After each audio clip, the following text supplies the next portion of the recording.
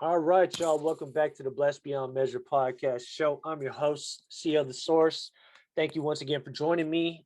Today I have a special guest that's joining me, and I'm very excited to have him here. This is my relative, my cousin, my family, my little bro. You know what I'm saying? I really wanted to bring him on here. It's been a long time coming. We've been trying to work this out for a while.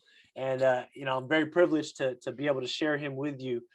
This young gentleman right here is somebody that I am just very appreciative of, and I'm very just um, grateful to learn more and more about. The age gap between me and him is quite wide, but it's just so cool to see him develop into his own person, do the work that he's doing, and just it's inspiring. It's very motivating.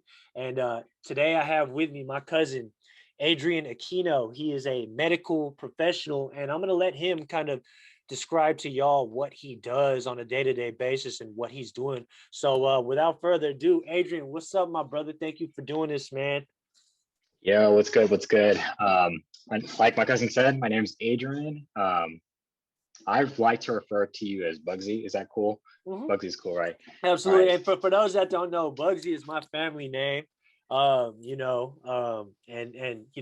by all means, if y'all want to call me Bugsy, that's all good too. We all family over here. And yeah, Adrian's my little cousin, and just a real cool dude, man. You know what I'm saying? I think you guys are gonna get a lot of great stuff today from this conversation. So Adrian, why don't you tell us a little bit like, what it is you do in the medical industry, bro? Okay, so basically, I'm a medical assistant. I actually work out in the Castro district in San Francisco. Work heavily with the LGBT community. Basically, what I do on a day-to-day basis is I assist in any medically like related procedures for the doctor or whatever practitioner is there, like a physician assistant, nurse practitioner. I take vitals. Like I said, I assist in procedures. Um, Basically scheduling, answering phone calls, some medically related questions, relaying communication messages between doctors and like the patients, kind of like everything in between. You can think of us as like the supporting staff of like the doctors, physician assistants, and nurse practitioners. We're kind of like the worker ants, if you can think about that. Um, but yeah, basically, I will be applying to PA school, which, like I mentioned a little bit earlier before us recording, it's a healthcare professional that actually can act as like quote unquote doctor, but they play an independent role from a doctor or a nurse practitioner. They can prescribe medications, diagnose conditions and illnesses, and they can also perform surgical procedures, which is pretty dope. They can also work in a ton of different specialties without actually needing additional school, which is Wow. pretty dope. Yeah, not too many people know about that. Like physician assistants can work in like any type of specialty from like surgery, primary care, allergy, pediatrics without any additional training. It's super dope. It's like a That's amazing. two and a half year program. It's a growing field for sure, and it's super competitive right now. So I'm like trying to get my A game before applying.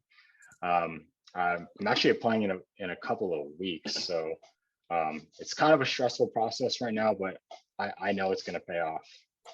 That's amazing, bro. That's amazing. And thank you for shedding light on that, man, because prior to us actually recording this call, we were talking about you wanting to be like I think it was a physical therapist, or right? Like Yep, yep. you originally kind of like got into this industry based on that, right? Because I know you work out and you're into the whole healthy lifestyle and everything like that. So what about like how did you come across wanting to become a pursuing what you're doing right now? Yeah, so basically there wasn't one um like significant instance where like I had an epiphany and I was like, oh, I'm going to become like a physician assistant. I'm going to throw on a white coat and like run around the hospital with a stethoscope. It was nothing like that. I feel like my undergraduate career was basically like filled with different interpersonal like experiences with different professors, different students, ex-girlfriends, and stuff like that, that kind of catalyzed um, like this product of me today.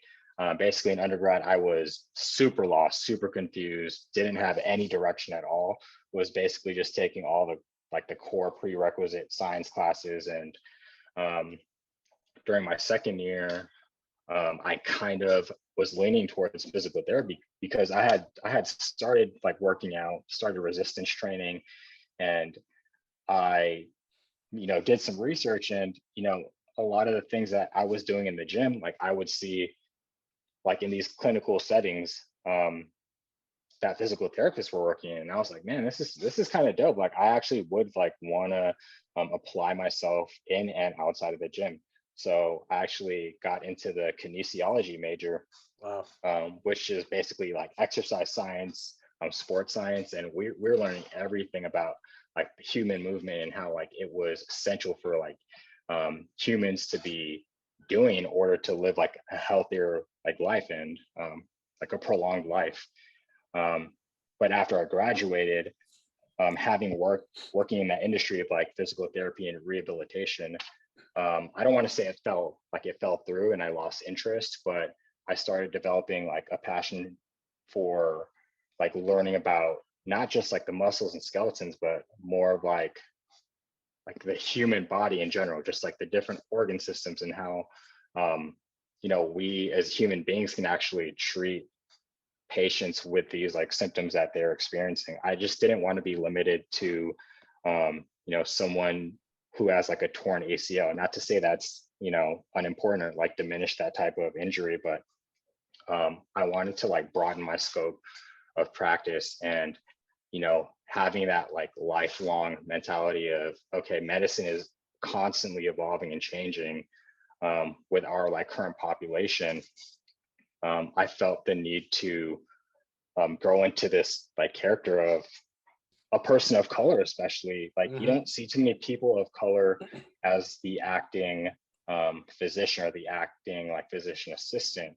Like there's not too many male like figures of color in my profession. And I think I want to, I don't even think, I know I want to make an impact for other people who are in my shoes that kind of don't know what this profession is about.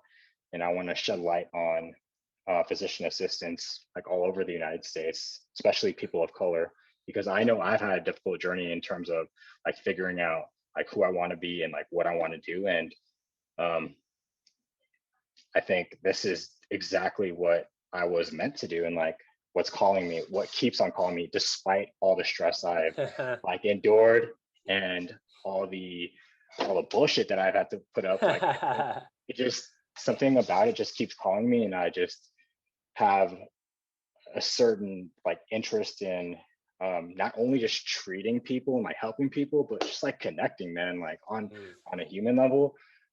Like I get patients like on a day-to-day basis who just like thank me for like taking the time out of the day to like get to know them. Like it's not just like hi, goodbye, like how are you doing? It's just like you might like, I might even see like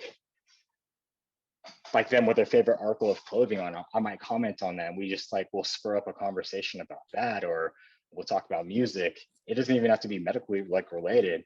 I think even though it might not be medically related, having the ability to transition in between like normal talk and like medical talk is super important in the medical field, just to humanize that person. Because I feel like a lot of the medical field, we're using terminology and scientific talk around our patients that they become so confused. They have that limit of like 15-20 minutes with the provider, but after that 15-20 minutes is over, they just kind of like are still lost.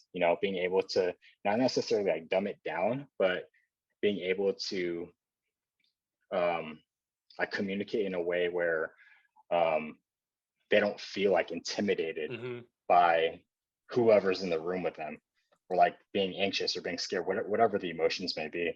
I think it's super important to just humanize them and being able to relate with them on a personal and like human level. That's amazing, bro. That's like super inspiring because, like a lot of times, bro, speaking for myself, like, when you're talking to doctors, like you want to know what's going on with you, right? And sometimes like it's kind of hard to understand that for you to be able to have that connection and really kind of like explain things in a way that's, you know, understandable and, you know, it's not difficult to try to pick up. You know, it's very important, bro, and it puts people at ease. And I think when you put people at ease too, like you make them feel like they're in good hands. You know what I'm Yep. saying? And I think that's, you know, a big part of it. They got to be able to trust their provider. They got to be able to trust the people that are there to help them, because it's important, bro. And you know, I commend you, man. That's dope that you make that an important part of your practice, to make that connection, to understand like where a certain person's coming from, and try to just be relatable, you know, because I Yep. think that's super duper important, man. And you know what, man, I loved what you also said about, you know, wanting to do to be like have more people of color in your position. That's Yep. fucking dope, bro. Yep. You know what I'm saying? And I'm always gonna be rooting for you, bro. I know that you can do it. I know that you can do whatever you set your mind to, and just continue to keep elevating, bro, and impacting other people. And you know, with that being said, man, I mean, it's it's it's a tough profession. I can imagine. You know, I was telling you off camera, and you know, that have been following the podcast for a while know that I'm a former cancer survivor. So I have had to spend a lot of time in the hospital, and I've come across tons of different medical professionals, from doctors to nurses to everybody in the hospital. And you know, I've had some really great people that have provided that human touch, as well as some people that were kind of like, you know, they treated it like it is to them, which is a job. You know what I'm saying? And it's understandable too. And you know, they kind of were a little rough with certain things. And you know, I shared with you off camera that I had a couple of experiences that kind of was just like, what the fuck is happening right Yeah. now? And for you to tell me that you take that time and you're able to empathize with your patients, I tell you right now, I appreciate that so much, bro. And you know, you know, I hope that you never lose that, bro. You know what I'm saying? And Yeah. you always keep in the forefront of why you do things. Like the bigger reason why you do things is to help other people. And you know, is that accurate in me saying that that's your biggest reason for putting up with all that stress? Yeah, man. Like honestly, let's say if I have a patient like upset with me in the way I handle them, like of course I'm naturally going to be like offended or like emotional about it. But I think because I've matured and grown, I've grown through that like before, like many times. Of course I've experienced like patients who maybe were difficult or like challenging to work with. Um, I think just going through that experience, I'm able to just take that learning experience and just use that for the next patient and kind of like reset my mental state and just, you know, ask myself and tell myself like why I'm actually doing this. Mm-hmm. Because I think there's a quality about me that allows myself to be super patient, not only with myself, but with other people, and like just, you know, try to understand them as best as possible. Because like people are coming to the doctor's office for a reason. They're not just coming there for fun, you know, like I have to understand that like people will be impatient. People will, you Yeah. know, have like certain needs they, you know, have met. And I have to also understand that this is a profession where I'm giving more than I'm probably going to be receiving. And I think even though it may seem like all allied healthcare professions are somewhat like altruistic, I think there's a certain like point where um, you know you do still have to prioritize, you know, your own like mental health and your like well-being. It's not just like, okay, I'm gonna become a nurse, I'm gonna become a doctor. Like people expect us to just have the ability to maintain a certain um, like positivity and like energy level throughout like however long we're working there. I think people need to realize that we're like human too. And I Mm-hmm. think that's something the pandemic has definitely emphasized since the beginning, since lockdown. I think the pandemic has definitely tested like my boundaries, and I'm sure a lot of healthcare professionals as well. It's definitely tested our passion and compassion for like patients, and it's definitely helped me like have perspective on what we can do to treat people, even though we don't have the proper amount of educational resources. Like it's like when the pandemic happened, like all this information was evolving and Still so unfolding over new. time, Yeah. still very new. Right. Like I'd have patients call me for information that I didn't even know about yet. Like they Right. were probably 10 steps ahead of me because they In were in an watching. instance like Yeah. that, like how do you navigate through that when like you don't quite know the answers? Are you fully transparent with them and say like, to be honest with you, it's still so new, we don't know yet? Yeah. Like, is that Yeah, what you man. how Like, you handle that? yeah. Yeah. Unfortunately, that's sometimes what we would have to say. Like, it may sound heartbreaking to hear your doctor's office tell you, like, hey, like we honestly don't know. You probably know more than us at this point. Um, but we'll let you know like if information unfolds and we learn more about these things, because like if there are questions that us as the medical assistant or like supporting staff don't know, like we will have to consult with the doctors. For Like there sure. were some, yeah, there were some questions about like even the vaccine that, um, like I personally knew, but these like side questions that like kind of dove into like different types of allergies and like different side effects where I didn't feel comfortable like talking about to the patient on behalf of the doctors. Like it was just like these vaccines are such a new thing that like the vaccines in itself are like super controversial too, a Mm-hmm. lot, with different like populations, especially people of color, because I know um, there has been like a long history of medical like just like mistrust with like people of color and like the medical community, and it's just super unfortunate that that was our history. But um, to shed more light on that is something I'm still trying to like learn about, like to fully learn about like our nation's history between like people of color and like the medical community.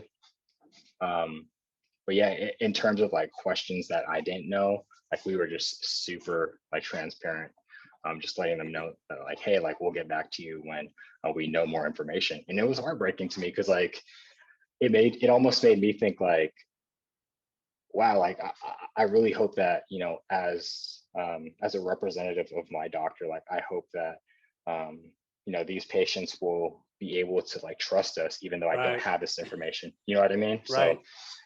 it, it's like it's a very like it was a very rocky road at the start, but I feel like since we've had access to vaccinations and people have been like open to getting vaccines, COVID has become like much more manageable. Good. That's great to hear, man, honestly, because 2020 was a rough ride for a lot of us, man, all of us actually, because every single one, whether you got COVID or not, we all got impacted by it, bro. You know what I'm saying? Like everything took a halt and, has taken on a shift. And, things, fast forward to where we're currently at right now, I feel like things have gotten better. Things are opening up more. And, it's a good thing. I think that, we have better days to look forward to, you know what I'm saying? And, something that I know about myself, or, something that I've kind of learned on my own, is that just how important it is to remain in the present moment, even if it's turbulent, even if it's something that, you're going through that you kind of wish you could speed up. You gotta kind of understand that we're not getting these days back, bro. And, I was telling you off camera, bro, like, because you were describing to me just how brutal your schedule was, and to share with you the audience that this man right here was basically, he's going to the gym at like 3 o'clock in the morning, and then going to work full time in a super high stress environment, and then going to school full time, you know maintaining a relationship with his lady, and whatever else he had to do. And he kind of referred to it earlier, talking about he understands he's in a position of having to give more than he's probably going to receive. But at the same time, like I want to remind you again on camera, Adrian, bro, that you got to take care of yourself too, bro. You got to prioritize your well-being because you can't give what you don't got. And you're a strong dude for damn sure. There's no doubt in my mind. But nobody can do that shit, bro. It's not sustainable. You can even, I bet you can even ask doctors who've been in it for years.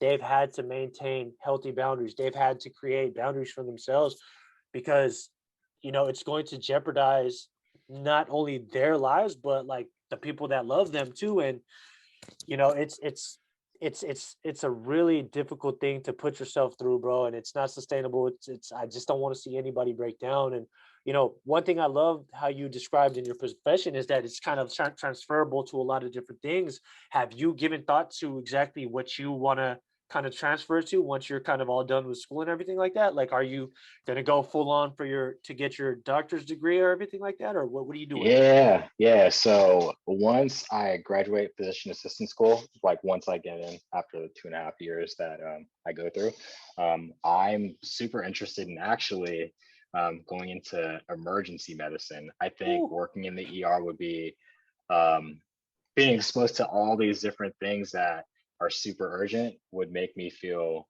quote unquote like alive. Like I feel like my clinic right now, although things have calmed down since we talked about like my doctor leaving off camera, things have definitely like calmed down. But when she was back, when she was actually working with us, like we would see up to like 40 patients a day. And I know that doesn't sound like a lot, but like That sounds like a lot, bro.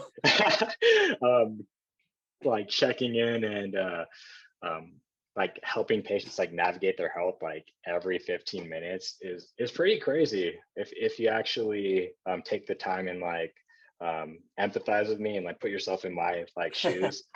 It's pretty crazy. It's not like an office job where you're, not to hate on office jobs where you're just like at your desk and like on the computer and all your resources like are at your fingertips essentially. Mine, I was like running back and forth between rooms, actually using like my medical knowledge to help patients like understand like what's going on. um, Jeez. yeah, it's a lot. It's very stimulating, and I think So, being in so, the so ER. it sounds to me, not to cut you off here real quick, bro, but Yeah, you said something real interesting that I've never kind of heard from a medical professional. I don't talk to many medical professionals either, but I never kind of even considered that, like, it makes you feel alive to be in there, like in these high pressure situations, right? Where, yeah, people are counting on you, people are depending on you, and you're just in such a fast paced environment. And so that makes you feel alive, huh? That stimulates you and that keeps you going too, huh? yeah, definitely. It makes me feel like um, I'm able to use the degree that I got in college like effectively, if that makes sense. Yeah. um, it also makes me feel like I don't know if you've ever watched like medical dramas or like hospital dramas where like like an episode can be just like so dramatic just because like the music going on. It almost feels like that. Like you almost Oh feel kind of shit. like in their shoes, like in the TV shows. Not to say that like my life is like a TV show or anything. It makes you feel like super important, like and essential in my line of work. You Yes. know what I mean? And like Yeah. everyone likes to feel important and essential, but I feel like I, if a patient needs me, like I'll be there, and um, if the doctor needs me, I know how to interact with essentially everyone um, that kind of needs my help, and I think that's just a super important thing that Yeah. That you know that's so to just dope, develop. bro. Honestly, that's so dope. I can imagine after a crazy ass shift, like the shit that like when you come home, you're probably just like, what the fuck? Like, Yep. you know what I'm saying? You're kind of reviewing the day and like I'm sure you've got tons of stories in your early career already, bro. And this is one of the main reasons why I wanted to bring you on here, bro, because it's such a fascinating career. Not only fascinating, but like you're making such tremendous impacts on other people's lives, and you're helping in such a way that's like you're literally going out there and you're helping. It's like it's crunch time every time you're out on the floor. It's almost like looking at a basketball game and it's like the final fucking minute of the NBA in a high pressure game 7 situation where you're just having to perform at your highest level every night that you're out there. Like everything's so serious, you know what I'm saying? And I never understood that. I never even thought to think that that was even a thing. Like it makes you feel alive of you just like being out there and you know helping other people. But that's so dope to think about, man. And you know, that thank you for sharing that, bro, because wow, I'm literally kind of astonished right now, bro. You know what I mean? And you know, that kind of sheds more light into why like one would continue to put up with that amount of stress, bro. You know what I'm saying? Because Yeah, yeah, yeah, I know where your heart's at. Like I know you want to help other people, and that's definitely a motivating factor. But from like your perspective, that also gives you this like rush, right? Of like hmm being out there and you get this sense of fulfillment, the sense yep, of yep, purpose.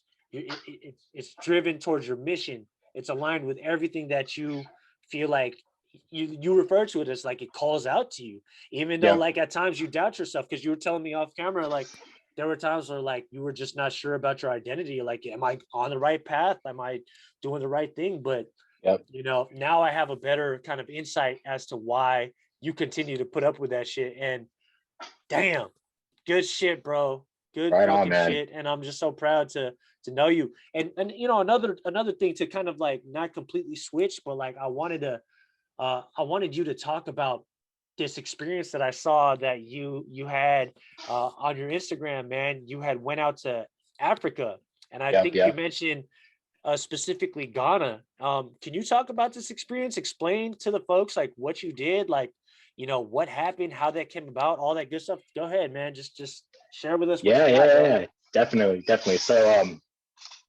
back at San Francisco State, I was actually waiting for my class to begin, and we had a representative from one of these nonprofit organizations called Global Brigades, and they basically provide medical attention and relief to underserved communities in different countries, such as like Ghana, Honduras, Panama, and I believe what was another one? I'm forgetting the last country, but essentially we would provide medical services um, to different rural communities that often didn't like had the access to medical care, Mm-hmm. like doctors, nurses, like medical assistants.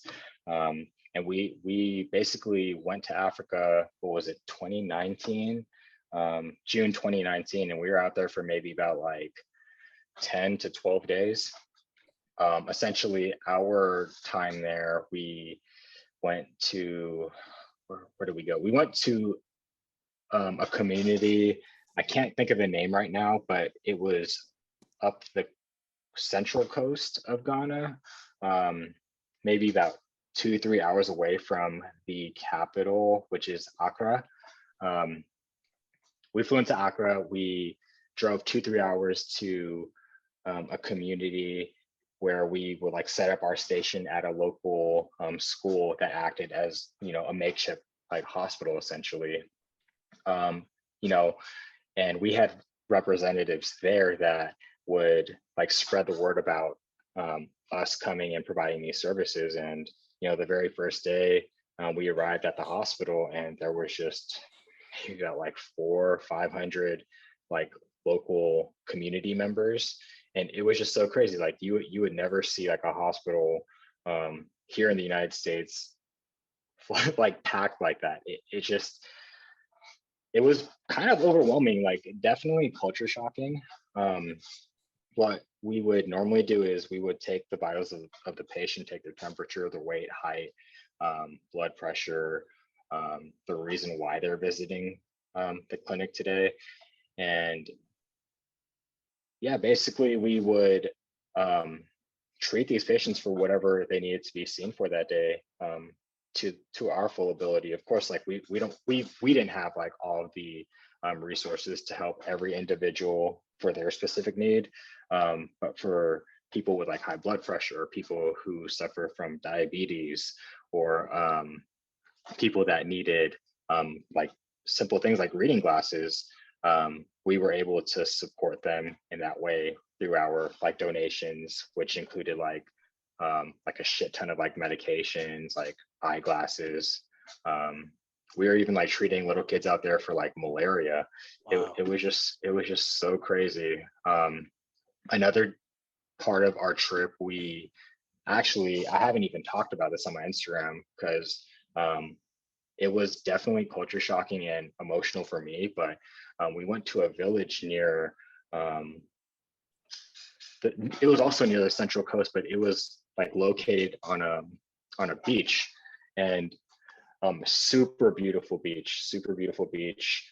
Um, the only thing is that this community didn't have like proper installed like plumbing systems. So if you can imagine like going to a beach and just like smelling the smell of like human like feces, it was like kind of sad, you know, like Yeah. it really put in perspective of like how good we have it here in the States. I know everyone's situation is different, but um, when I was in Ghana, like definitely everyone I met was all, like in a worse position than some of the people out here. Not to diminish or um, not to diminish like anyone else's problems out here, but out in that community by the beach, we actually set up three like I don't even know how to describe it, but they're called like biodigesters. Essentially, they're these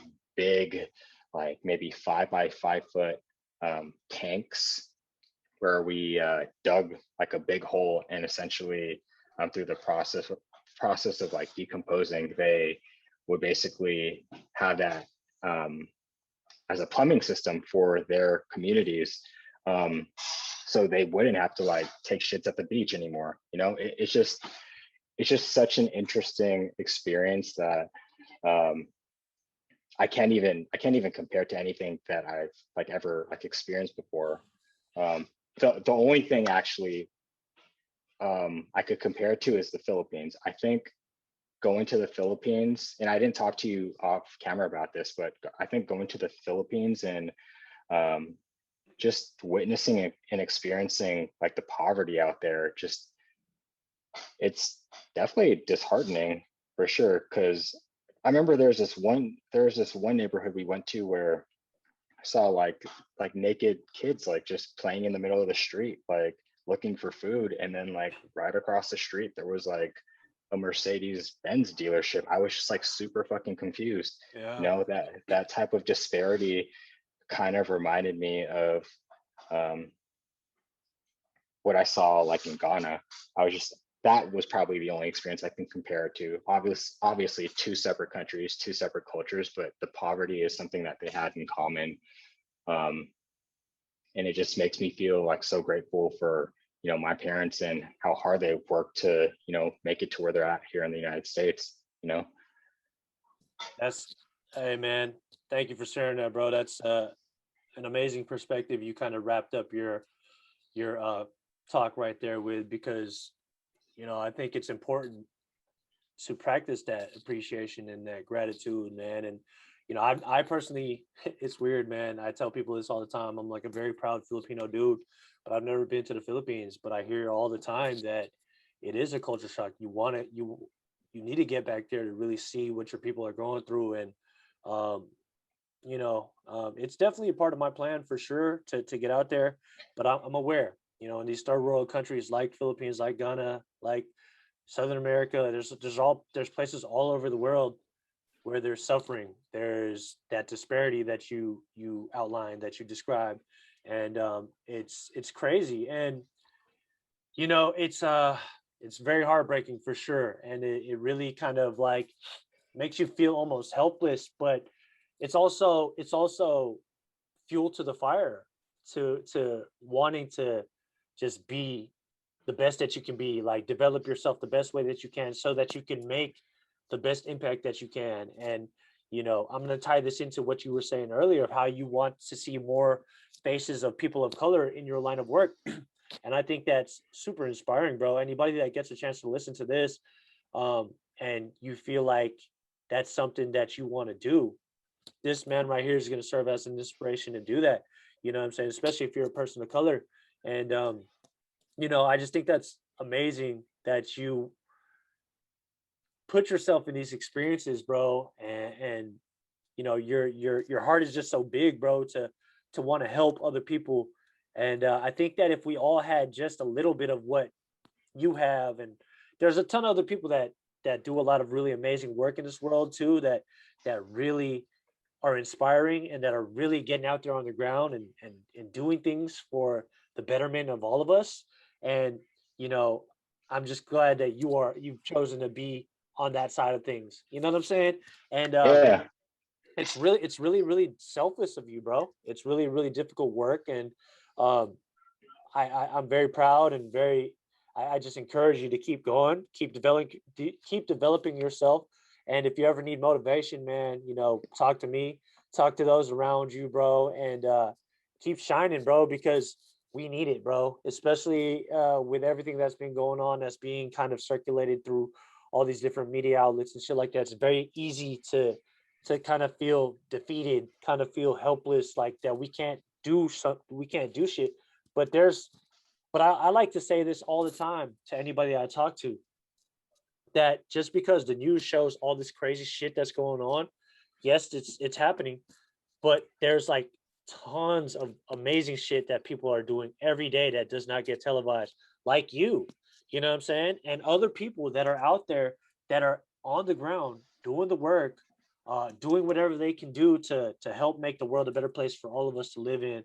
And it's a struggle, but it's a beautiful struggle, bro. It's a we're fighting a good fight for sure. And it ain't easy, but I think as long as like people like yourself and other people that are looking to do good things in this world, as long as we band together, support each other, uplift each other, encourage each other, it's only going to make it that much easier for us to continue to progress and get better. And by the time our time is said and done on this earth, we know that we left an impact. You know what I mean? We can rest peacefully knowing that we did something to impact our immediate surroundings or whatever it is we kind of set our mind to and create these goals around. And you know what, man, like people like you, and I was sharing with you off camera as well, people from the younger generation, shout out to our cousin Lorenzo.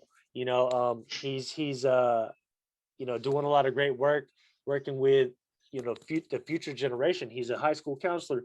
People that are just doing great work and looking and seeking to make a difference for all of us. I just appreciate it so much. And it's just so great to see this younger generation. It makes me optimistic about where we can be in this world, man. And I got to be honest with you, bro.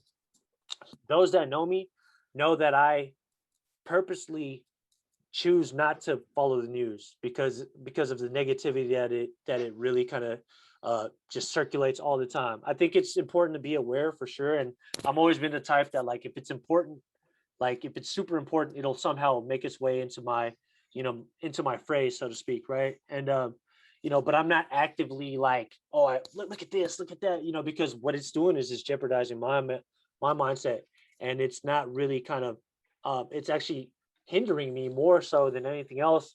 And I just need to kind of like be aware of like my energy and where it's being drained at.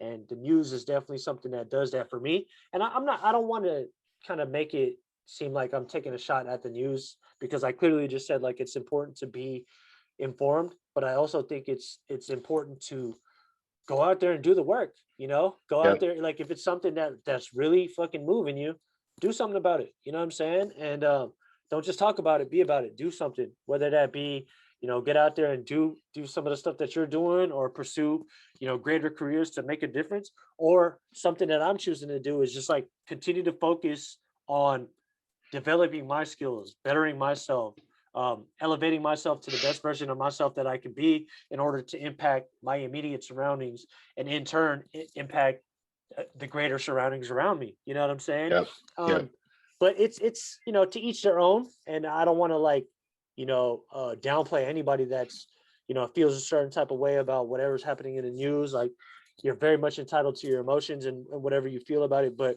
I would just say that be careful where your energy goes, because it can very much drain you. We were talking off camera about protecting your mental health, bro, and I asked you some of the things you do for yourself to protect your mental health or enhance your mental health. And maybe this is a perfect opportunity to segue into that. What are some of the things that you do to kind of like improve your mental health, especially in your line of work where it's so taxing and so stressful? What are some of the things that you do for yourself, man?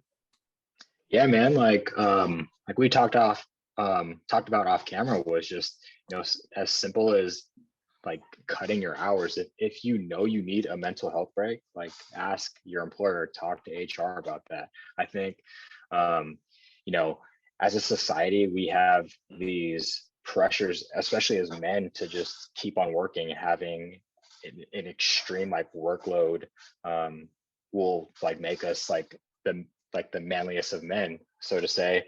And I think, realizing that, we do need breaks, we're human, is like the best thing like anybody can do. Like given your situation, if you can take a break, I definitely am all for that.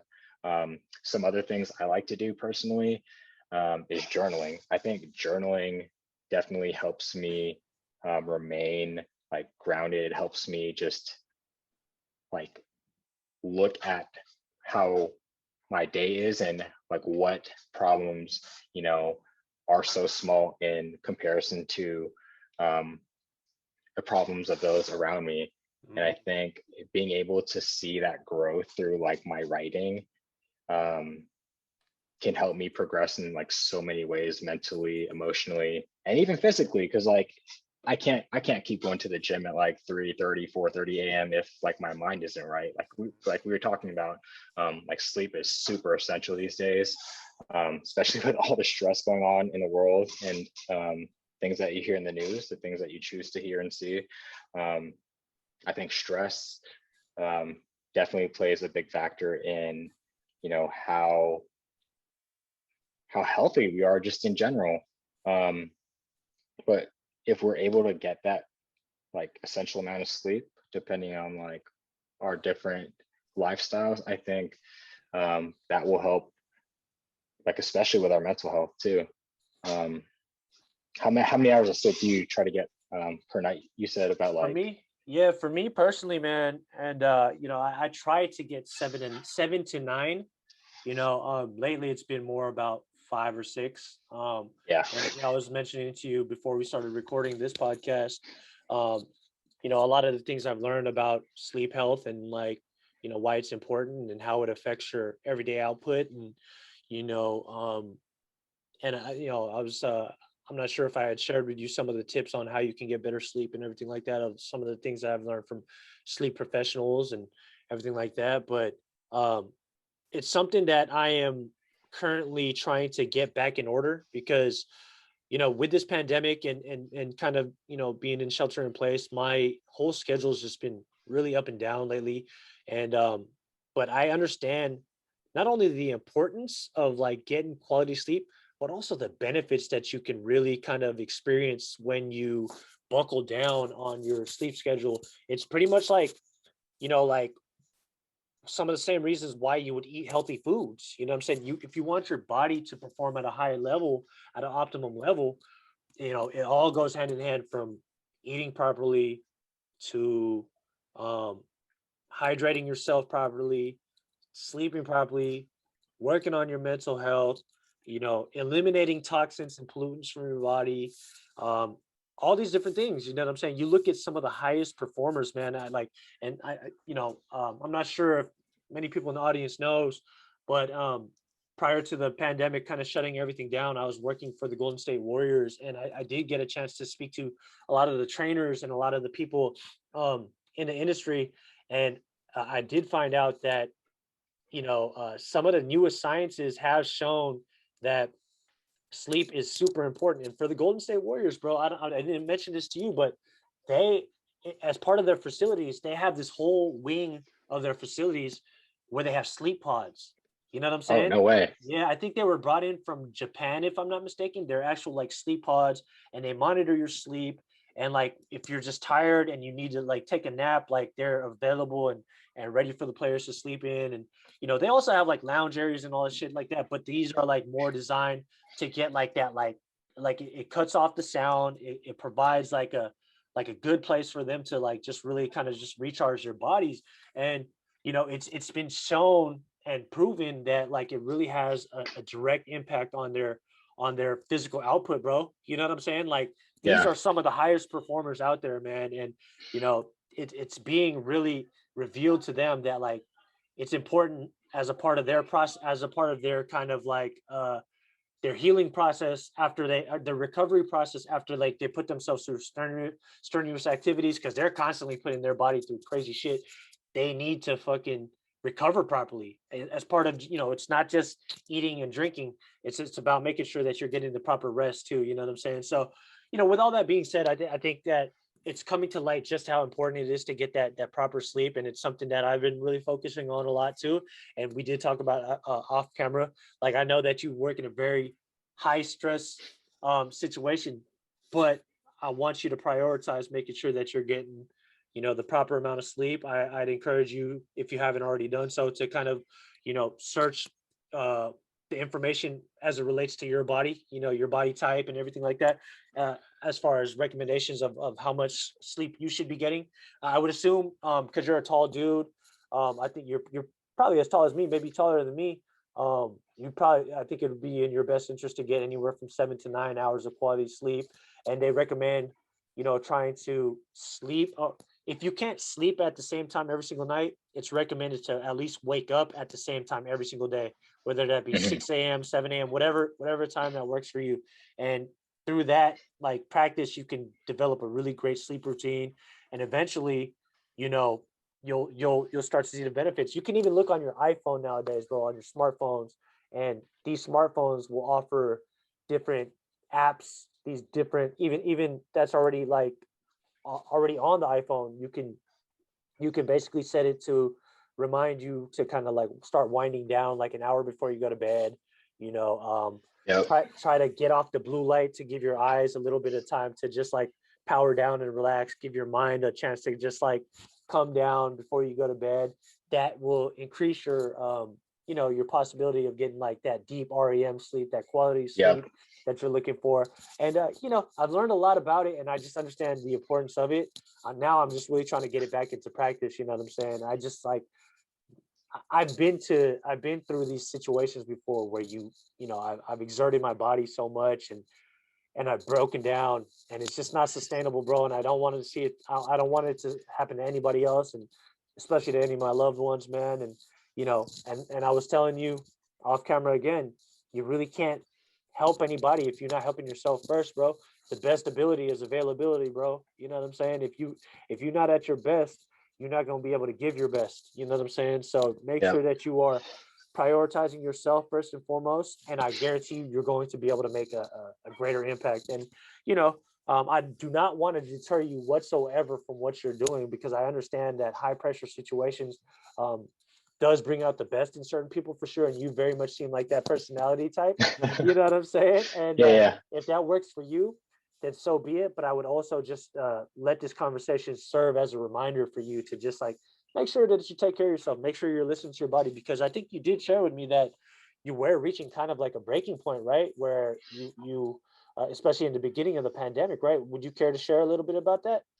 Yeah, definitely. As you know, like lockdown happened in March, like beginning of March, mid-March. Can't remember exactly when it was, but the gym was definitely a big part of my daily routine and like my personality. I just love working out. I love staying active and moving and utilizing the gym to make um, physical gains and like mental health gains as well. Um, Once everything locked down, I kind of almost didn't know what to do. I felt kind of like lost essentially. Mm-hmm. Um, um, Going back to March, I didn't have a place to work out. I was opting, not to work out, which, in the long term kind of affected me mentally. I became accustomed to just skipping workouts, skipping runs, skipping like even simple things like stretching, which I think is still super important to this day.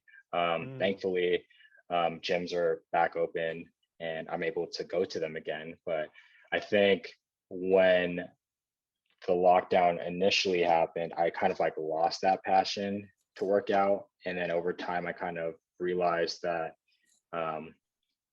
my body isn't just a tool for me to get things done. It's actually like a temple where like I need to,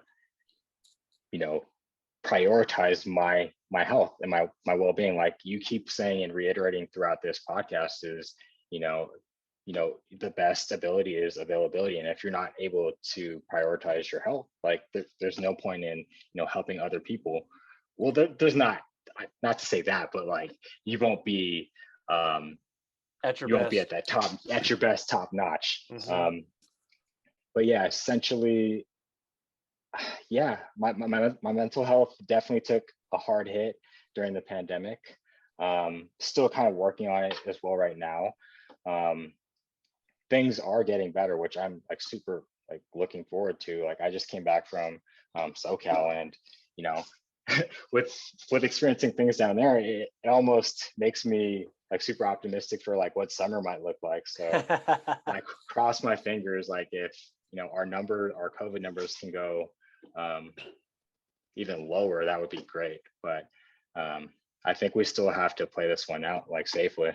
And I'm curious, bro. Maybe you can shine some light on this, bro. And I heard so much about it. Like when I got to tell, okay, before I even pose this question, I want to kind of like illustrate that I I was very much paying attention to the news early on in the pandemic, especially when we had fucking Donald Trump as our president, bro. So because you just never knew what the fuck this idiot was gonna say and how much it was gonna jeopardize our society and everything like that. So I felt like it was a very pivotal time for me to be aware and know what exactly was going on.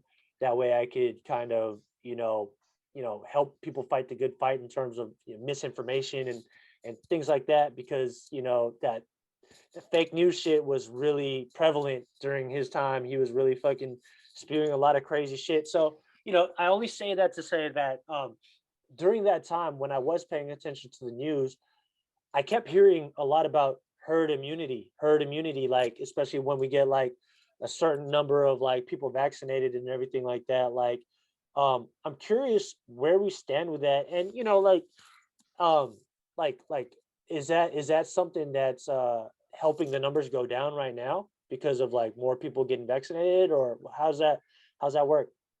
Yeah, so essentially herd immunity is is basically like, let's say a certain population, a percentage of the population gets vaccinated, um, the the virus won't be allowed, or not allowed, but it won't be able to spread as easily amongst other people. Let's say, I think the golden number is around like 70, 80, 85%. If 85% of the US population gets vaccinated, essentially we can eradicate the virus and the disease.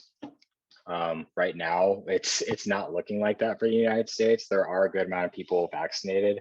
I'm not too sure about the percentage, but I did see on headlines that I was reading recently that herd immunity might not be possible, but the amount of people vaccinated in the United States right now, I mean, we're able to manage it pretty well. But yeah, man, I think a post-COVID world is definitely in the foreseeable future, but it's also at a point where it's almost like too soon to say like where we stand, where we could stand with it like 6-8 months down the road.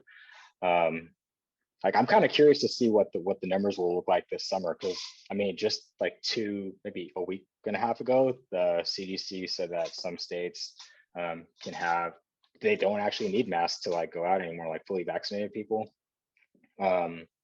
But I know it's going to vary from state to state. But I mean, as as society, I think we all like want to hear that nobody wants, like, we're not allowed to wear masks. Like we don't need to wear masks anymore.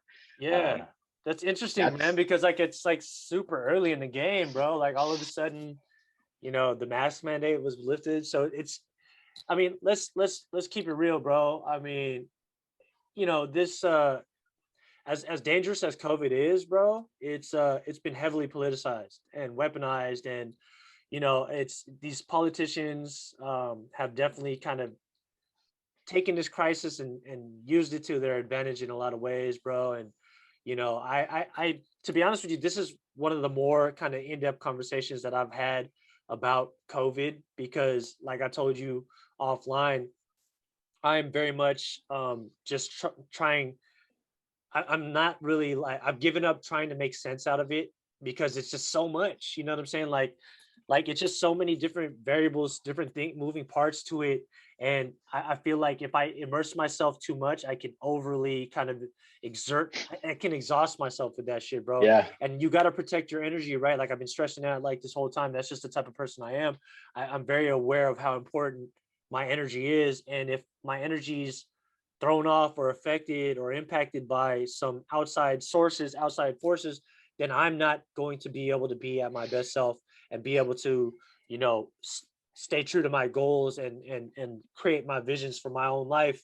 And with that being said, I just feel like everything's been heavily politicized. It's now become something that's been like so sensitive to people that, and there's two completely different sides of the spectrum. You know what I mean? Like I'm somewhere in the middle of this whole thing, to be honest with you, because like I'm just like, again, I told you before, I'm just trying to make good decisions, just trying to, but at the same time still live my life. And it's Yeah. just kind of like one of those things, bro, where it's so jumbled up, and I'm just waiting for everything to kind of just like, for like the dust to settle and to take what you said, like I'm curious to see what the whole post-COVID world is going to be like too. You know what I'm saying? I'm very optimistic. Maybe that's just my personality by nature, but I think that we are going to get this thing back to a place where, we're gonna see like a new normal. If I had to make like some sort of prediction about what's going to happen, bro, I would say that, like, honestly, COVID's just going to be around forever. It's going to be kind of like the flu, where people are going to get it, you got to treat it, and we're probably going to deal with some sort of variation about it, with it going on. Like it's going to continue to kind of evolve, but I think we're also going to evolve, because our human bodies are that magnificent that we're going to be able to kind of like, you know, um, develop immunities, develop certain Hmm. protective type of I don't even know the words to use, but you know what I'm Yeah. talking about. Like Yeah. Yeah. Definitely. our bodies are adaptable to a point where like Super resilient. Yeah. exactly, we're not going to be held down by this forever. And I really want like people to understand that too, because like fear is also one of the biggest things that's going to like hamper us all. That's going to Yep. be the biggest type of thing that just keeps us pinned down. And we only got one life to live. Be smart out there, live your life, but don't let fucking fear dictate your life either. You know what I'm saying? Yep. Yep. And It, go ahead. I was gonna say it's super easy to just get caught up in all the negative news that you hear on the news, the numbers, the cases, the deaths. Like it's super easy to just fall into that spiral and just have that continuously like fear monger you Mm, to a point where like you lose touch of like your goals, your identity, like your daily routine. Which in my case, like that has done that for me. Like I'm pretty like anxious when it comes to like public health crises like these. And like I think over time as I started educating myself and becoming more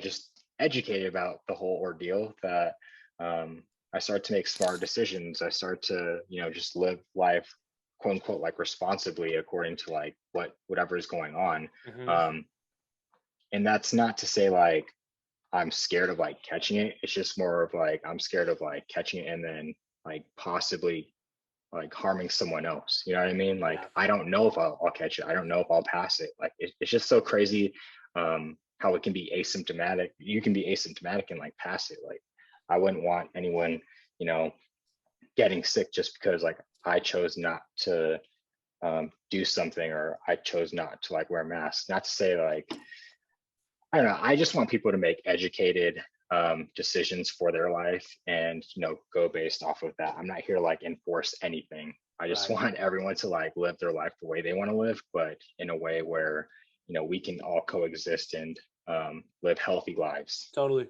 You know what I mean? But I think you're right. Like, it's super easy to just get caught up in all the fear and, just lose touch of yourself. Yeah, it's right now, bro. Like earlier on in the beginning of things, it was like damn near impossible to see like a light at the end of this tunnel. Like I had no idea where the fuck this thing was going. You know what I'm saying? Like Yeah. you were referring to it earlier, like earlier in March when it was starting to really just like become like big news that this thing was out there. Like we didn't know what the fuck was going on. You guys were getting Yep. like super overwhelmed, and people were coming to you looking for answers, and you were saying that there were moments where you just had to let them know, like honestly, this thing is so new. We just don't know what to really expect, and and then you throw in the whole variable of this president just telling everybody that, oh, this thing's just going to go away. All these different things were like going out there. So I think for me, like one of the smartest things I was able to do for myself was just to realize, like, all right, I gotta kind of like detach from this shit, because it's like it's really fucking affecting my perspective on things. You know what I'm saying? And at a certain point, you just gotta, I think, make a decision on your own. Are you gonna continue to like let that dictate how you're supposed to live your life, or are you going to try to just like live your life but still make smart decisions and still Mm-hmm. get a good experience out of life? And now fast forward to now late May in 2021, we got the mask mandate lifted. People are traveling. We got sports events going on. We got different things happening. People, indoor stuff starting to open up again, and life is really starting to be lived again, bro. And I'm really excited about that. So I think now is the perfect time for people to kind of just like start to just like reopen their minds to a post-COVID world. Not to say Yeah. it's not still dangerous out there or anything like that, but I want people to just really like, and I'm not a medical professional, I'm just sharing my perspective, bro.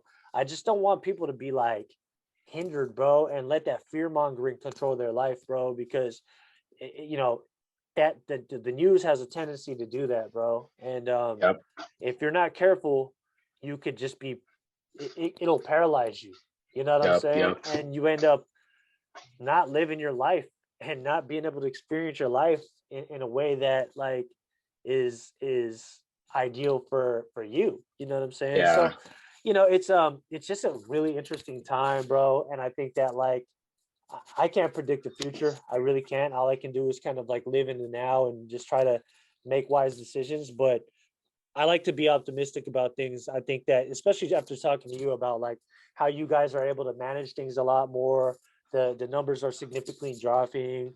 You guys are gotten a better grip on like you know what it is exactly we're dealing with and shit like that. And Yep. I referred to it earlier that there is now a light at the end of this tunnel, bro. I also still feel like it's still going to be something that we're going to have to kind of just accept as part of our everyday life. There's always going to be that risk of getting COVID, even if you have the vaccine. There's cases of people that got the vaccine and they're still getting COVID. So it's just like, Yeah. you know what I'm saying? Like it's almost like at the same time, I don't want to get COVID, but I don't want to get the fucking flu either. I don't want to get a cold. Yeah. So I think it's just Yeah. going to eventually turn into one of those things where it's just like the risk is out there. If you get it, I think that like as we continue to develop and evolve and we kind of adapt to this whole thing that's going on, our bodies are just going to naturally become, adapted to the situation. It's going to help our kind of immunity towards it, right? And I think, I just want to continue to be optimistic about this whole thing, bro. And you've shed a lot of light in regards to this shit, bro, and it's been dope. And I just hella appreciate you and all the medical professionals for exposing yourself on a day-to-day basis. You know what I'm saying? Because that's got to Yeah. be fucking grueling. It's got to be fucking Yeah, maddening, man. bro. It's crazy. Yeah. I mean, I hear people who aren't in the like healthcare profession, healthcare field, and I hear their experiences with COVID. But if you hear the experiences of people who are in the healthcare field.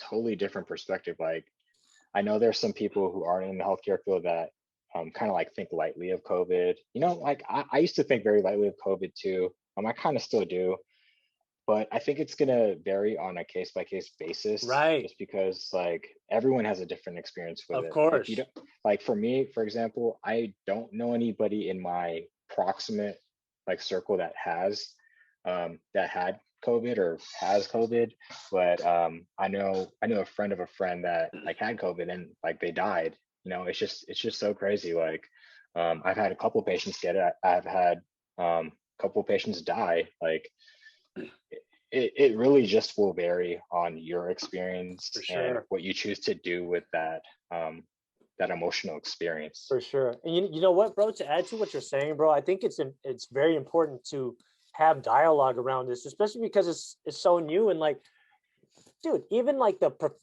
top professionals still don't know what the fuck we're dealing with. So, you know, Yep. like I wouldn't even rush to conclusions and say that this source of information is more trustworthy than this or this and that. You know what Yeah. I'm saying? I would just try to like, you know, again, try to make good decisions. Like if I see somebody fucking sick, like that's visibly sick, I'm gonna probably opt to keep my fucking distance from this motherfucker. You know what I'm saying?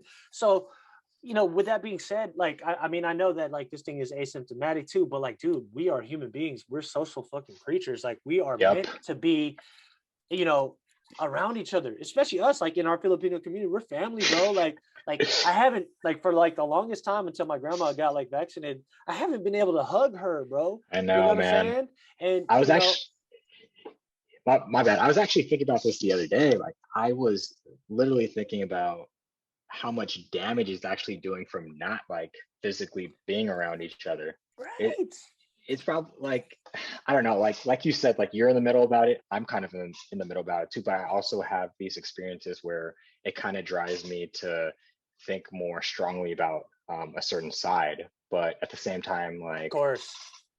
it's really tricky to navigate, man. Like I said, it's going to change on a day-to-day And basis. It's always that's why it's evolving. important to just have dialogue around it, bro. Because like I think it's honestly it's just going to be a permanent fixture in our society going forward, bro.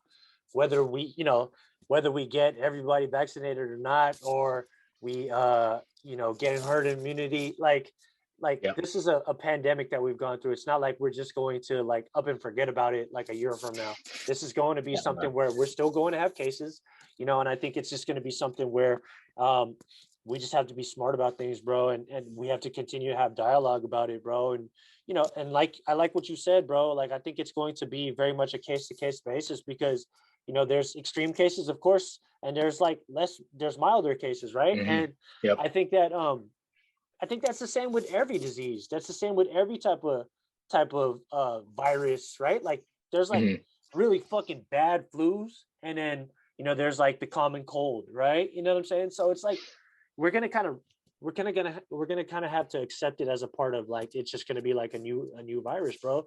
Whether we kind of do that or not, it's just gonna be something that is going to be a permanent type of thing that we deal with on a day to day basis, and that doesn't mean that we can't get back out there and live life, bro, and you know be social like we once were.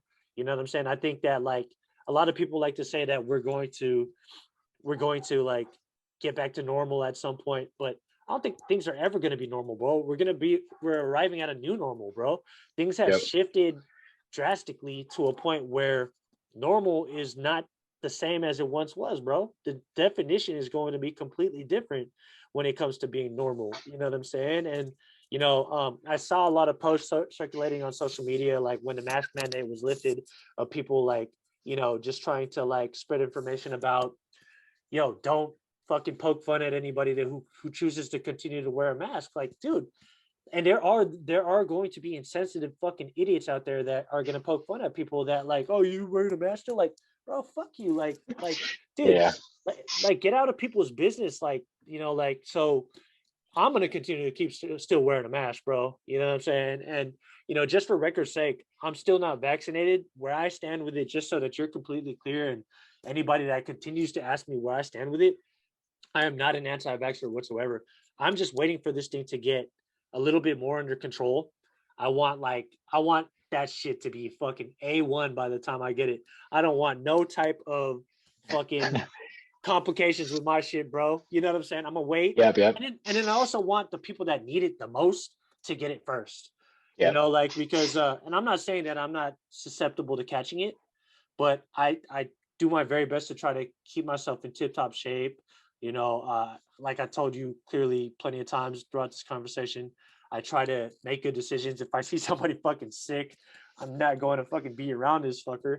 You know what I'm saying? And Yep. I'm very respectful. I'm very respectful of people's boundaries and people's beliefs. And I just ask that people be respectful of my shit too. You know what I'm saying? Like the thing that bugs me about this shit is it's like, you know, people are just like they're trying to force their certain opinions about this shit on you and make you feel a certain type of way. And I'm just like, yo, it doesn't even need to get to that point, you know, where it becomes personal. And I get it though. You know, fortunately for me, I'm the type of person that has trained myself very diligently on how to not take things personal. You know what I mean? It's an ongoing process of how not to take things personal. And I understand where people are coming from and, you know, why they would say certain things or do certain things or make me try to feel a certain type of way. But at the same time, you know, I'm doing what feels right to me. You know what I'm saying? I'm following my intuition. I'm just trying to continue to live my life and stick to my beliefs. And at the same time, be open minded to my beliefs changing.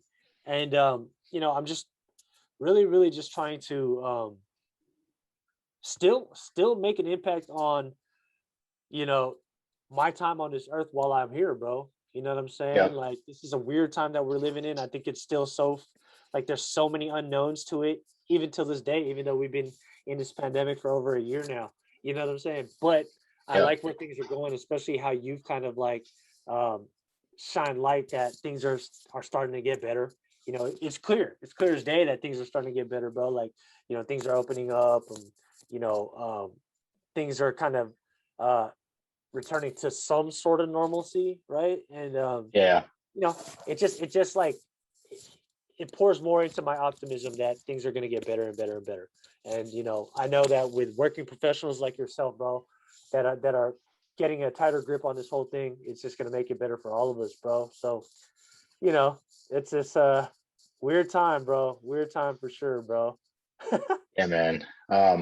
I want to ask you, what are your thoughts on all these Asian hate crimes going on? I know we didn't Whoa, talk about that yeah, off camera, but like I feel very like traumatized by all the things just it's going fucked on, up. even at home, like even like in the Bay Area. It's just Yeah, crazy. and it's fucked up, bro. Because so peep this out, bro. And I don't want to. The last thing I ever want to do is come off as insensitive, but my thing is like again, I'm aware of all the fucking crazy shit that goes on out there. It somehow makes it to my attention. You know, when this crazy shit, especially when it's close to home, like the Bay Area, like you just mentioned. Um, I'm just I'm just the type that really tries to focus in on what I can do, I'm saying, for myself to make myself a better person. And I don't like to give life to none of that shit. Now, with that being said, that doesn't mean that I'm again not aware of what's going on out there. And every time I saw something that was being posted or shared with me, I was like, fuck this shit, bro. And what I noticed when I kept seeing that shit, bro, it dragged me down, dude. It dragged me down to this place where like I'm like I started to have like this boiling hate towards like these low life fucking people, bro. But like Yep. I'm a natural empath, bro. So like I naturally, even with the fucking worst person, bro, I'm able to kind of put myself in that person's position because I'm very aware and before I say anything else, I am not justifying any type of behavior because I'm absolutely against any wrongdoing. I'm absolutely against any type of fucking abuse and all that shit. I just have this innate ability through being a natural empath to understand why somebody would do something as heinous as taking advantage of an older Asian person or and fucking doing some abusive ass shit like that. You know what I'm saying? have you ever heard the saying that um hurt people, Yep. Yep.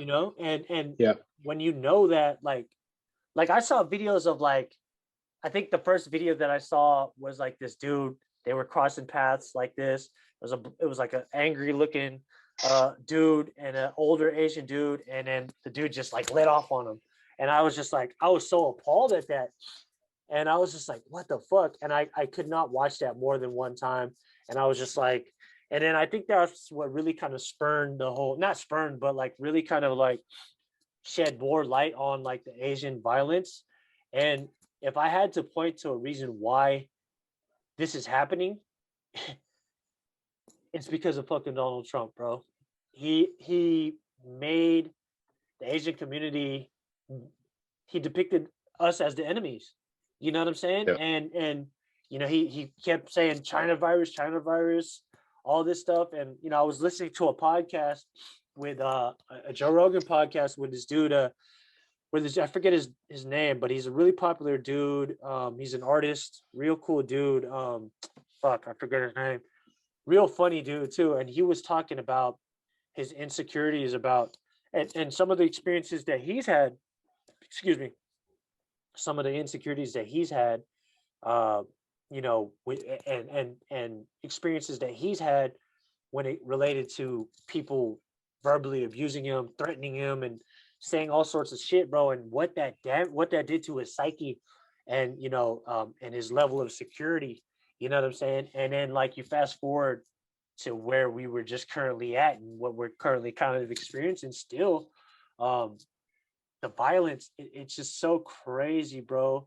And to be honest with you, bro, this is again one of the more detailed discussions that I've had about this shit, because I had to again, I don't want to sound insensitive, but I had to make a choice. Like, do I want to continue to breathe life into this shit, or do I want to continue to focus and redirect the energy back into myself to kind of like, you know, to kind of just elevate myself in order to like to pour more into my cup, that way I can help other people. Does that, if that Yep. makes sense, bro? Like, Yeah, definitely. you know what I'm saying? Because I can't be Superman to everybody, bro. I can't solve all the world's problems, but what I can do is I can fix my problems first. And when I fix my problems and I learn how to fix my own problems, I can then teach other people to do that. I can help other people do that. I can be relatable to other people. And when you're able to do that, and so one might listen to what I'm saying right now and say, "Oh, but what does that mean for like people that are victimized, and people that are in those experiences?" And my rebuttal to that would be, you know, bro, like I can't be on the streets every fucking day trying to protect people. Like you know what I'm saying? Like, as much as my heart goes out to people like that, I can't do that shit. And the people that are going to circulate the information about it, like, I applaud them, and I encourage them to do that, keep doing that. That's fine. But at the same time, like, try not to get so caught up in the rapture of that of all that shit, because what it's going to do is it's going to, like, for me at least, it's going to drain you. It's going to affect my energy. It's going to make me feel negative towards, like, just the outlook on where we stand as a society. It's going to make me feel like pessimistic, and it's going to drain my motivation, bro. And I'm not going to be able to continue to develop myself in order to help other people. You know what I'm saying? I can't lend my sympathy towards every single fucking thing, because my bandwidth is limited. You get what I'm Yep. saying? And, Yep. Yep. and if I'm doing that, and again, to each their own, if that's like what one chooses to do, I can't change that either. But I'm only speaking for myself, from my perspective. And I find that when I'm solving and finding ways to solve my own problems and put myself in a better position to help other people, that's how I'm making much more of an impact. You get what I'm saying? I'm Yeah, inspiring definitely. more people. I'm, giving off better energy. And at the same time, I'm not breathing life into that shit, because, one way or another, like, if we're continuing to, shine light on that shit, it's just gonna give it more energy. So, and it's gonna happen regardless if I do it or not. So I'm like, I had to kind of make that conscious choice for myself to be like, okay, people already got their eyes on it. I'm going to continue to do what I got to do for myself in order to kind of just like, uplift myself in order to uplift other people. If that makes sense, Yeah. bro. Did Yeah. that Yeah. make sense to Yeah. you? Hell yeah, man. Hell yeah. I think pretty much I've been doing the same thing. Probably not to the extent of that, but definitely choosing not to see um continuously seeing like what I'm seeing on social media. Like ever since I saw the very first um like Asian hate crime that went viral, I was like furious, you know what I mean? Like Totally. I almost like want to go out on the street and just like not hurt anybody, but just like watch out for other people. You know what I mean? Like especially our Filipino community, we've definitely been victims due to the rise in Asian hate crimes, and it also like makes me feel like I need to be more careful around um, when I'm with my parents or like with my friends, you know what I mean? For sure. And get like understanding and hearing your perspective on it makes me feel more inspired to choose to like just not shed the light on all the negativity and just um, continuously just push out whatever I have to like offer other people. You know what I mean? So um, yeah, man, like some days like I'll see these things on social media going viral and like I just have to choose not to, dive into it and like comment or like share it with friends. I just have to make sure that I'm aware of what's going on, not be like totally ignorant and um, just basically just educate myself and know that there are other ways of dealing with this traumatic video that I just witnessed. You know what I mean? And like we talked about, it's always going to vary on a case to case basis. Everyone experience is going to be different, and the way we choose to go about those is ultimately up to us. And I really admire your drive to remain positive about everything that's going on right now. Honestly, like it's pretty inspiring. Like I think this interaction between us right now, this recorded interaction, is just definitely pushing me forward to spread more light on the things that actually need our attention. You know what I Mm-hmm. mean? Mm-hmm. That's awesome, man. Thank you for that, bro. I appreciate it, man. It's a process for sure, and you're at an individual point in your journey, bro. And if there's anything I can do to help in any way possible, man, I'm always here for you, bro. And I think you said something really important, bro. Just choosing to kind of like like that same energy that we're kind of like that infuriates us, choose to redirect that on things that like we can actually do. You know what I'm saying? Like, and I think that like when we do that, like we can have a greater impact. Again, I am fully aware that there's suffering, there's pain, there's hurt, there's trauma, there's all sorts of negative shit going on out there. But I'm also fully aware that there's amazing work being done every single second of every single hour, bro. You know what I'm saying? By people that are not getting that attention. And I more so have made the choice to stand on that side of things. You know what I'm saying? And again, that Yep. doesn't I clearly prefaced everything by saying I don't want to be insensitive. I'm aware of all the stuff that's going on. But in order for me to continue to be optimistic, continue to be positive, continue to have hope, because these are things that you need to cultivate, bro. Like these aren't just natural things. You know what I'm saying? In order to kind of attract that energy and to make that energy a brighter energy, you got to put in work, and you've got to set boundaries and barriers as to what enters your fray, bro. And I'm very well aware of how emotional I can get. Just like you said, when I first saw that first um viral video of Asian crime, I was appalled, bro. I was like, what the fuck? And then it was just Yep. one after another, and it was getting closer and closer to home.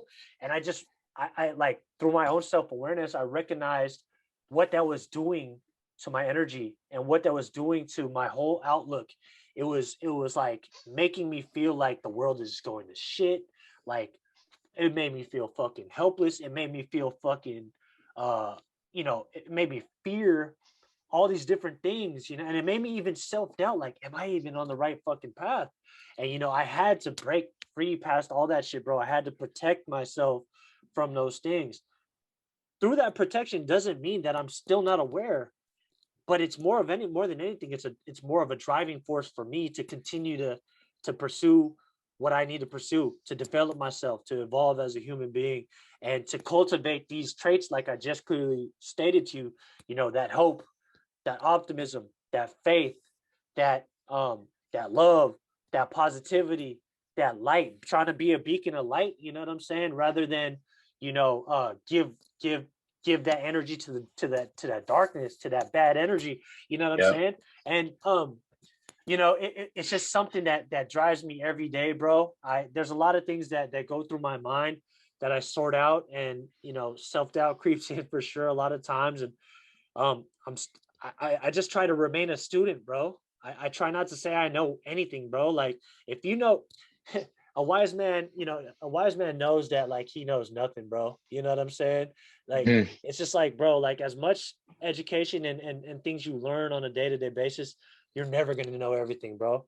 And that's not a bad thing. That's more of like, to me, that's a very exciting thing, to just know that, like, you can learn so much every single day, bro. And the more you continue to immerse yourself in things that matter to you, you know, educate yourself like you continue to do so, bro, like, you're going to leave the longest lasting impact far after you're gone from this earth, bro. You know, through the work that you've done, through, you know, your kids, if you're blessed enough to, you know, get to that point, you know what I'm saying? And, Yep.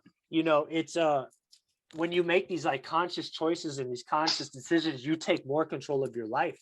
You know what I'm saying? And you recognize your purpose, and you recognize what your mission is, and you're more cognizant of, you know, what you're doing. You know what I'm saying? You're not, and you're not going to get like thrown off your course. You're not going to be as easily thrown off. You know what I'm saying? And Yeah.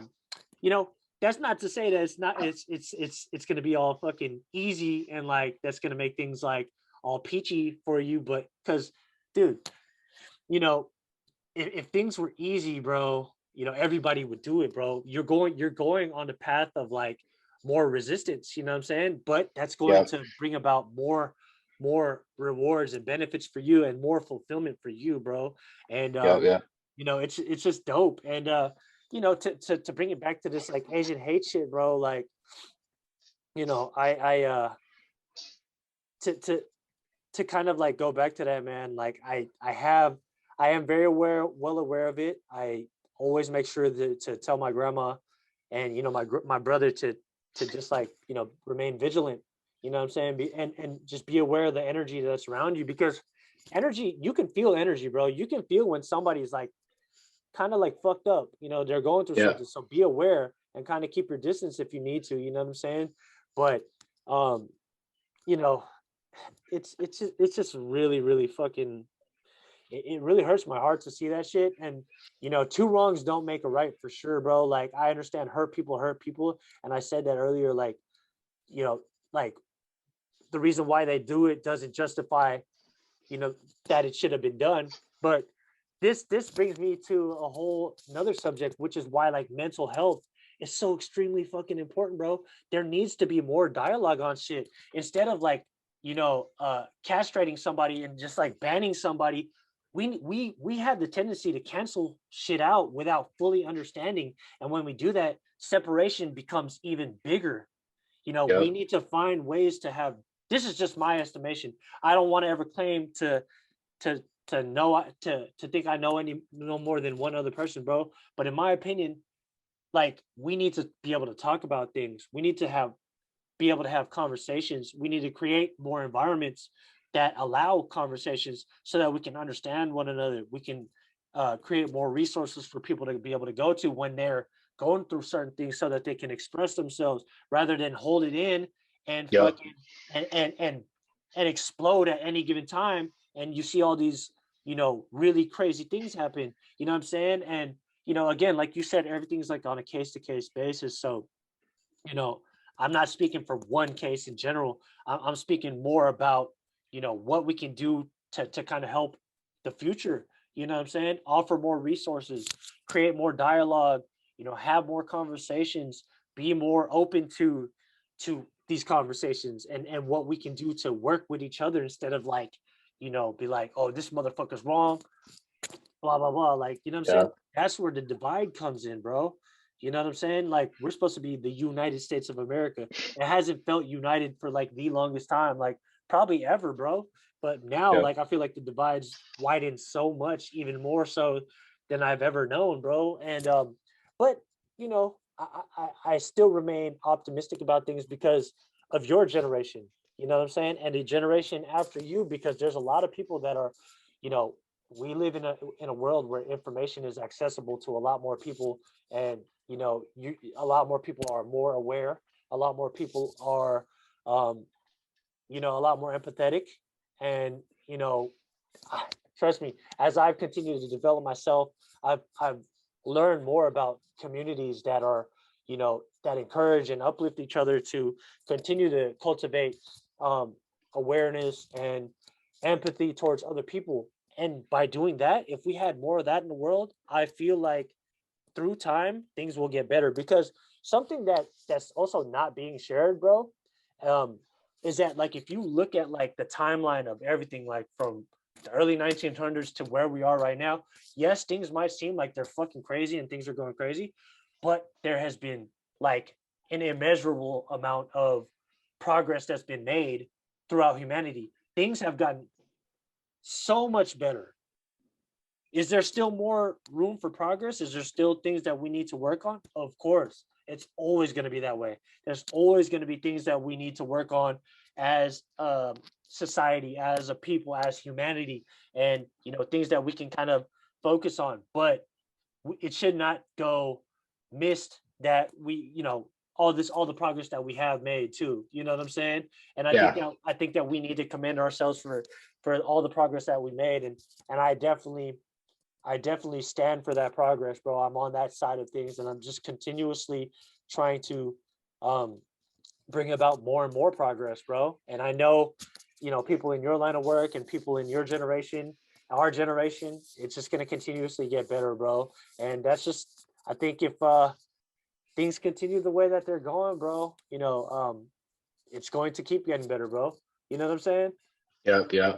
So, but yeah, man, it's been a fun conversation with you, bro. I really enjoyed this, man. Likewise. Likewise, man. I think I lost track of time here, man. This is probably one of the more longer conversations I've had, man. And I really enjoyed it, man. And before we get up out of here, bro, because I don't want to take too much of this is your day off, and I want you to be able to enjoy yourself.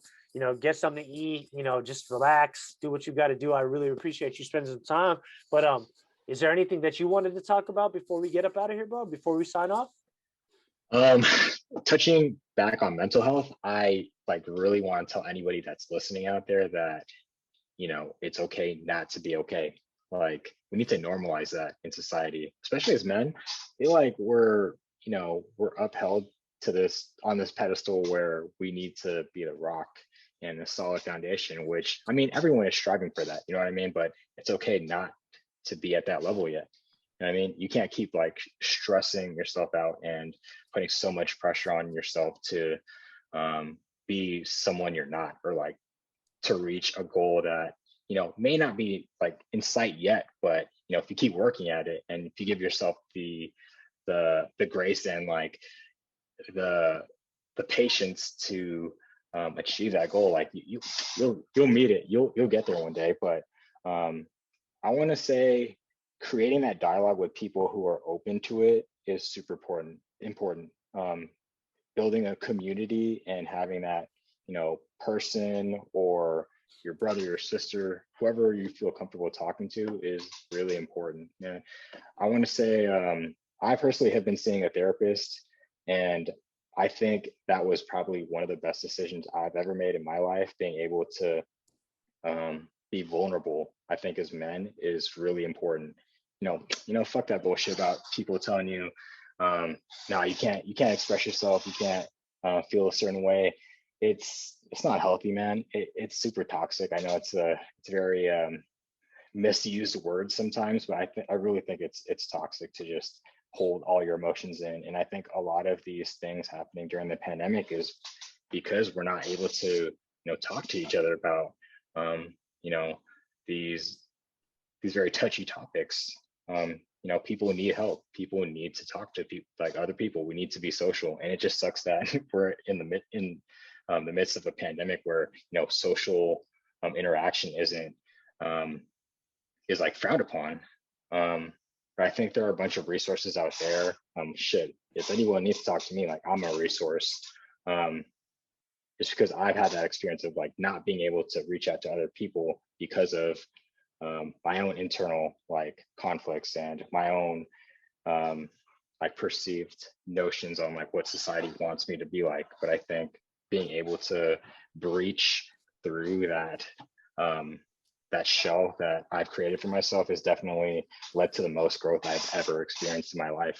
And that goes not only for like my personal life, but that goes for like work, like feeling like I'm not smart enough to accomplish something through my education or taking a test. Like, and if you were just to mute out all that bullshit and self-doubt, like you can accomplish anything, man. Like, I know I'm a work in progress. I've actually talked to a physician assistant recently about self-doubt, and she basically told me, self-doubt is normal. Like it's a normal thing that people feel. And honestly, if you feel, you're too confident and you don't have self-doubt, then medicine is the wrong field for you. It's okay to have self-doubt. It's okay to be able to, ask questions about something you don't know. Like you're not gonna fucking know everything. You're not a walking like fucking library. You know what I mean? Like it's okay to ask questions. And I think as a 27-year-old man, like I'm continuing to ask like questions about everything. And I think it's just super important to just mute out the bullshit and just be able to be vulnerable and be humble, humble yourself and just continue to learn. Like you said, like you're forever like a student in this game, and that's the kind of like life I want to live by too. Hey man, that was awesome, bro. Very well said. And you touched on so many different things that I can honestly just continue to go on a tangent on, bro. Yeah, And man. you know what, man? Like that is so inspiring, bro. Honestly, and it's just I absolutely agree wholeheartedly that we need to continue to have discussions around normalizing certain things, especially in, for men, to eliminate toxicity, bro. And it's all part of the evolution and the process of, progress. You know what I'm saying? Like a lot of people. I used to be very much a proponent of like, I'm sorry, I used to be very much against change. I used to fight change, bro. And one thing you learn as you get older, or just as you get more mature, bro, is that like change is inevitable. And if you try to fight change, it's a losing battle every single time. You might as well embrace it, and you might as well, um, look at things from a progressive standpoint, like you've clearly chosen to do, and I've clearly chosen to do. And I think that, with being open to progress, being open to change, being open to growth is some of the best things that you can do for yourself, man. Continuously learning, having dialogue, and creating these communities as you referred to, bro, to be able to just like normalize certain things that have been stigmatized for so long, bro, especially not only as men, but Filipino men, Yep. and just like our culture in general, bro. Like we've pedestalized a lot of different things, bro, that are somewhat unachievable for a lot of people, bro. And it makes your level of worthiness like drop. And it's unfortunate because what that does, it makes you feel like you're useless, you're helpless, or like you have no value, which is absolutely not the case. If you're alive and you're breathing right now, I believe you are here for a reason, a bigger reason than you can even explain. And I just encourage you to, dig deep within yourself, go inward and figure out what that is for you, and Yep. live your life through that, through that purpose, through that reason for you being here. And, this conversation honestly has been really, really awesome. enlightening, and I look forward to having many more conversations with you, bro. Yeah, It's been man. real cool, bro. You know what I'm saying? I definitely want to get you on here more often, bro. If you got some time, if you're welcome to doing that, you know what I mean? Yeah, definitely. I didn't mention this in the show earlier, but I'm actually planning on going on another trip this coming July, mid-July. I might be going out to Honduras for Ooh. about 9 days. So depending on the social climate out there, and like all things COVID related, we'll see if it like goes through. Because Yeah. I know out in Honduras right now, I'm not too sure if they're able to get vaccines, or I don't know what their case is right now. But we'll see if that goes through. Okay, man. That's awesome, bro. So I know you always gonna have some things cooking up, bro, and that's amazing work that you're doing. And again, I truly appreciate it. If you haven't felt that sense of appreciation from anybody that you've been working with recently, man, let this serve as a great sense of appreciation for what it is that you do. I'm very proud of you, man. I'm very happy for you that you are, such a smart young dude that's really immersed yourself in your line of work, and you've made it your mission to help other people. Because something I'll share with you right now before we get up out of here is that something I've learned, um, you know, um, that's important in life, bro. Before our time is up, you got to understand like the importance of being in service of other people. You know, a lot of people are not doing that, bro. And we're only looking out for ourselves, and there's not enough people, looking out for each other. You know what I'm saying? And when it gets that way, uh, it becomes divisive, it becomes toxic, it becomes negative, it becomes dangerous. And we need more people that are doing what you're doing, that are choosing to do that work and stand alongside all the other people. And as you continue to progress, bro, you're going to find more and more people that are doing that stuff, bro, that are conscious of like the work that you're doing for other people. And like I've clearly stated plenty of times in this conversation, as you develop yourself, as you fill your cup, you're going to be able to help more and more people. So make sure Yep. you're taking care of yourself, bro.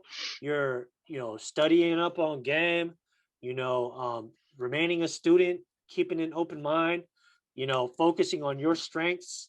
Don't focus on your weaknesses, bro, because we all got weaknesses, bro. Like I wouldn't even like worry about certain areas that like you feel like, oh, I wish I could be better on that. Like keep focusing on your strengths.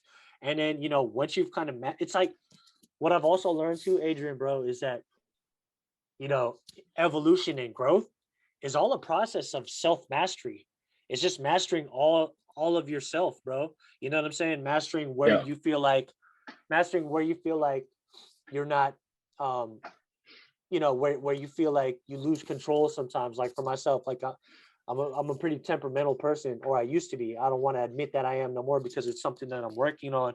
And if I say I am a temperamental person, that means I'm basically confessing that I am a temperamental person. I used to be a very temperamental person. I'm very much working on that right now. And it's a continual process, and it's an area where I know I can be better at. And I'm challenging myself to do that. You know what I'm saying? And you know, take it easy on yourself. That same compassion that you have with your people that you work with and that you're working for, make sure that you're exercising that same self-compassion within yourself, bro. Understand that you're giving it your best every single fucking day. And that's all you can do. And make sure you're taking care of yourself, bro, because what I said earlier, bro, is super important, bro. It's not sustainable to just like continuously go balls to the wall type shit, bro. You gotta Yep. be able to take care of yourself, man. You know what I'm saying? And Yeah. you know, I learned the hard way, man. For those that don't know, I was just like pushing myself every day, from like 4 a.m. to like 10 p.m. every night. But I think it's something I'm definitely practicing better habits with. So yeah, man. excellent job, bro. Excellent job, bro. I'm very, very proud of the work that you're doing, bro. And again, let's make sure that we don't let enough time go by before we catch up on and do this stuff again, because I'm damn sure that anybody who listens to this episode is going to gain a lot, and they're definitely going to want to keep up with your progress, bro. So thank you again for spending your time here, bro. And I look forward to Pleasure, man. getting you back on the line again, brother. Right on, bro. All right, Adrian. All right, deuces, man. Yes, sir. Be smooth, bro.